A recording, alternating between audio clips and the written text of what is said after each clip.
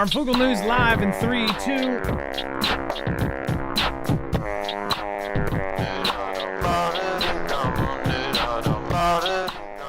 All right, what is going on, guys? It is Adam A.K. Marf, and this is Marfoogle News. Former Venezuelan spy chief, we're going to talk about that. Of course, he's coming out and saying a whole lot, saying that Venezuela is connected with Hezbollah and Cuba and all sorts of things going back to 2000. So we'll be going over that. But first, Maduro apparently asked in a deal for him to step down for $200 million of his personal money to be kept. Essentially, he says, yeah, if I can keep all this, crazy blood money and, wander off to Florida probably, yeah, I'll do that. But of course, the White House, that was a deal breaker. Venezuela's president asked to keep $200 million of his private wealth, amnesty for his officials, and safe harbor in a friendly country as part of a deal with Donald to step down and flee. Those familiar with the phone call between the two leaders told the Telegraph that the plan fell apart owing to Nicholas demands for blanket amnesty for as many as 100 top officials. So pretty much everybody in charge would have been off the hook. During the 15-minute call, the two leaders disagreed on how to set up a transitional government on the location and Mr. Maduro would actually flee to.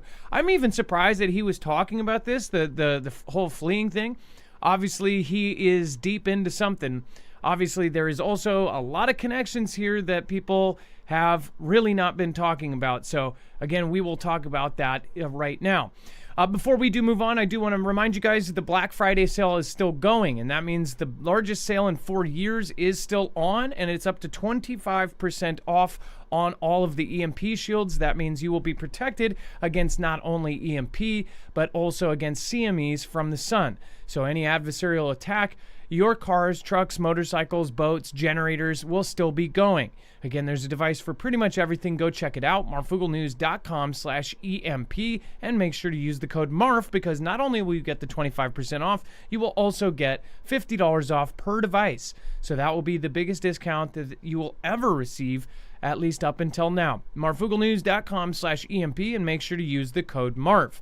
All right, let's bring in my co-host/internet brother, Dex James. What is going on, and how are you doing today? Hello, Adam, and hello, Foogle fam. I'm doing just fine. All right, so we have a letter written from jail from the former, what was his title again? He was the former Venezuelan spy chief. So do you want to talk about what this entails and a lot of the real stuff inside? The juicy stuff is just read the letter. So let's go through a little bit of it. So his name is Hugo Carvajal Barrios. For many years, I was a high-ranking member of the Venezuelan regime. I was a 3-star general trusted by Hugo Chavez and Nicolas Maduro and served as a director of the military intelligence and a deputy in the National Assembly. Today, I sit in an American prison because I voluntarily pled guilty to crimes charged against me, a narco-terrorism conspiracy. I write to atone by telling the full truth so that the United States can protect itself from the dangers I witnessed for so many years.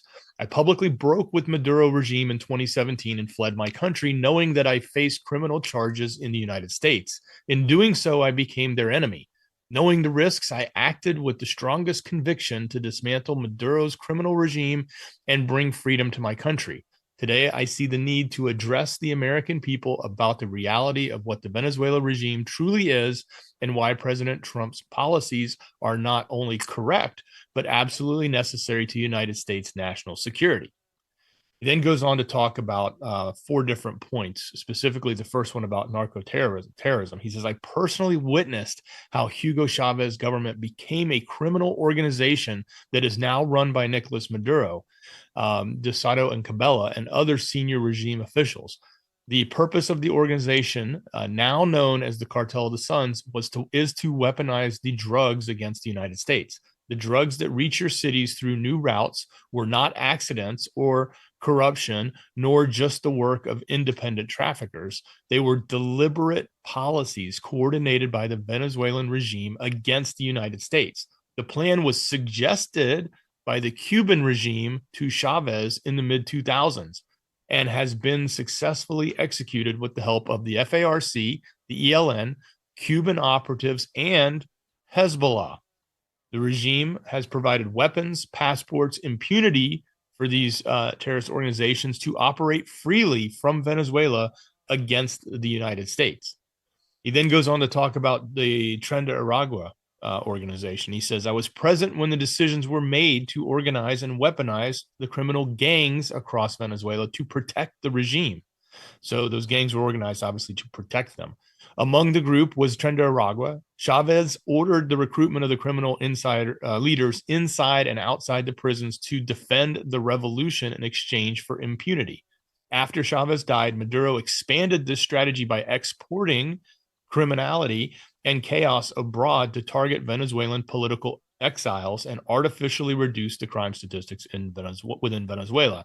It goes on to say that the gang leaders were instructed to send thousands of members out of the country. This was coordinated through the Ministry of the Interior, the Ministry of Prisons, the National Guard, and the National Police Forces. Tren de Aragua became the most effective and fastest growing. While the former administration open border policy became widely known, they seized the opportunity to send these operatives into the United States. They now have an obedient armed personnel on American soil. I get that again. An obedient armed personnel on American soil. To finance their operations, they were explicitly instructed to continue kidnapping, extorting, taking out people, etc. Every crime they commit on your soil is an act ordered by the regime. Then they go on to talk about the counterintelligence and espionage. You want to talk about that one, Adam? Sorry, I was eating up this. Oh no, you're fine. Well, going back to that second part, obviously, a couple of people said, "Well, this is no surprise to us, right? We've known about this, right?" Somebody else said something. Mary Bradley says something fishy about this letter. I'll tell you what exactly is fishy about this is they asked him to do it. This sounds like, obviously, there's intelligence that they can't put out. I believe that, obviously, if it comes from the president or if it comes from their office, they're going to turn it into a political dispute. But they probably offered this guy some sort of amnesty in itself or, some sort of pardon. And then if he tells, this information, then it gets out there. And it's not the administration putting it out there, or it's sources, unofficially, because everybody will know that that's just straight up coming from the administration.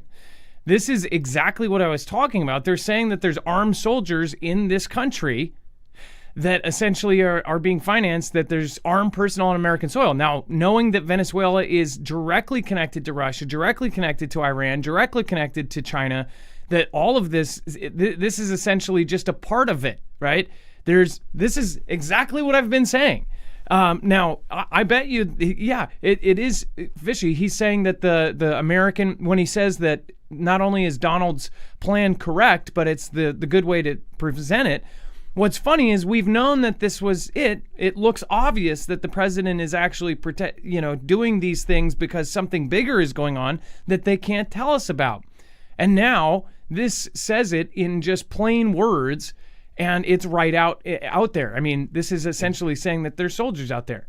Dex, go ahead. Exactly. And there's a Russian connection. So he goes on to say, I was present when the Russian intelligence came to Caracas to propose to Hugo Chavez the tapping of the submarine internet cables that connect most of South America and the Caribbean islands with the United States for the purpose of penetrating the United States government communication.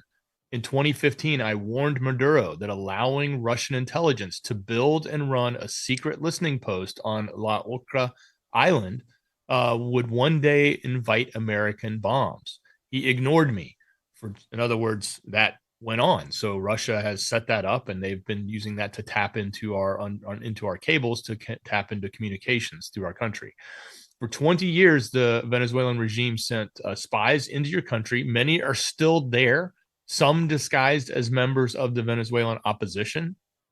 Cuban intelligence showed me their networks inside your naval bases on the East Coast. They bragged about having sent thousands of spies over decades, some now career politicians. U.S. diplomats and CIA officers were paid to assist Chavez and Maduro in remaining in power. These Americans acted as spies for Cuba and Venezuela, and some remain active to this day. Which is crazy because if you see when Venezuela is actually telling us stuff, and we've been saying like Venezuela is, telling us before the U.S. is. Isn't it funny that Venezuela ended up changing their Christmas to October 1st because they didn't think that they would actually have their own, right? They moved it forward so people could celebrate because they believed in the next few months that all of this was happening. That was before we moved just like an absolute butt ton of freaking Navy over there. So you can go, and I would highly recommend being skeptical of all of this and saying this is fishy and everything. But again, this is something that is this how they are actually breaking it to the rest of the people? And in a week or two, are people just going to generally go, yeah, well, of course there's soldiers on our soil. Like, are people just going to roll with this and then pretend like, people like myself have been screaming this for 2 years now? It seemed very obvious. And I think that's, again, something to point out. Like, this is very obviously not just a war on drugs. This is something else. Something is happening here with all of our adversaries, and it's now all going to come out. I bet they ended up having this guy put this out, and this kind of letter, now that it's gone out to the public, could also change public minds about what's going on with Venezuela. It could also end up being the thing they put out before they actually invade and say, this is us against our adversaries. This could be a way to start a war.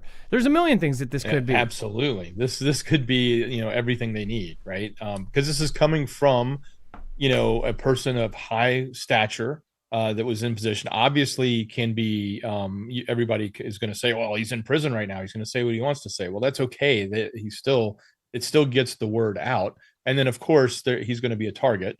So they're going to move him, and they'll probably put him into protection, and they'll probably put him in a much more comfortable prison instead of a harder prison, things like that, or maybe even take him out and put him in in some sort of witness protection. Florida retirement deal. Yeah, what kind of deal he struck, if he struck a deal at all, or maybe he's doing this in hopes of getting a deal struck. I don't know, and we don't know. It all could just be bupkis, but. It certainly is coming from somebody who has a clear history. And if he's willing to put this down as the truth, then, it's another piece of input. We just take it and use it and think through what it really means in the bigger picture. I think it's interesting that essentially this claim that came out of nowhere, right, whether it's fishy or not, is essentially stating exactly what I have been saying. That, I mean, you guys can't imagine how many comments of people say that's just absurd to think that there's soldiers here and that they wouldn't be caught and our system's that good. That's the problem. If you have infiltration into government, and that means people that are in at the highest levels, then yeah, you will have intelligence catch these guys. But then somebody at the one of those rings or tiers goes, oh no, this isn't a threat, signs off on them being released, or does something like that, then it's a whole different story.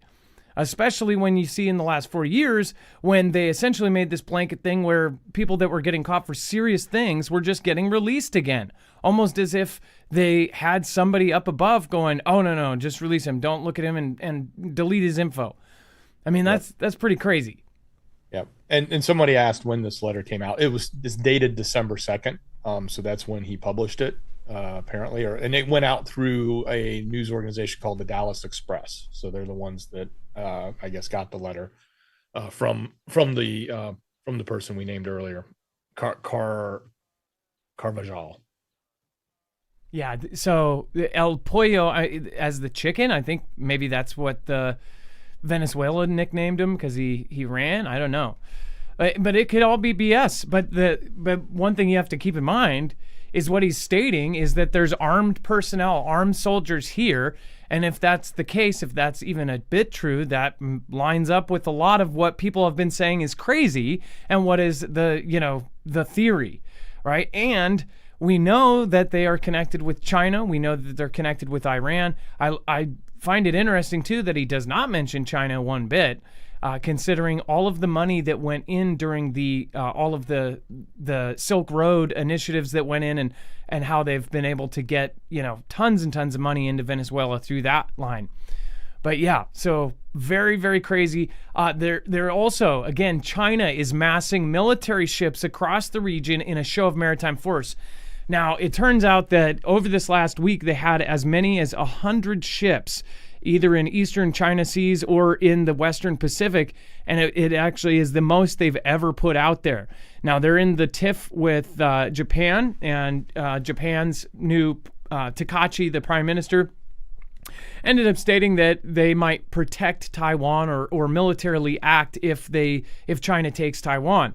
So they have been at each other's throats for the last month, and now they're doing some of the hugest kind of gathering of their ships. Now there's no formal drills being named. There's no named drills that are happening that China has told us about, which is kind of interesting because all the former times that they've had anywhere close to this, and they've never had 100 ships.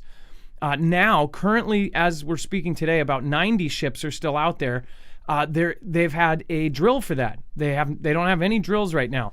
So I don't know if this. I think that this is again probably a practice, and practice for next year is my guess. I believe next year is going to be right around this same time period. They have to have the appropriate weather to take Taiwan. Many experts have said that. Many military analysts have said that they need the proper conditions. Now, we had the proper conditions this year, but again, I don't think that they're ready yet. So I hope that nothing happens this year, but look at what craziness is happening right now. We're going to talk about all of the rest over on Marfoogle TV, our full-length show that happens right after this. If you're in the chat, stay there, and you'll be ported over to the next show. We're going to talk about Atlas pulsating as it comes closer to Earth. We're going to talk about the peace deal, fell through. We're going to talk about all of that over on the next show. So thank you for joining us, and I appreciate anybody that ended up coming in, including our awesome mods. Make sure to drop an M in the chat.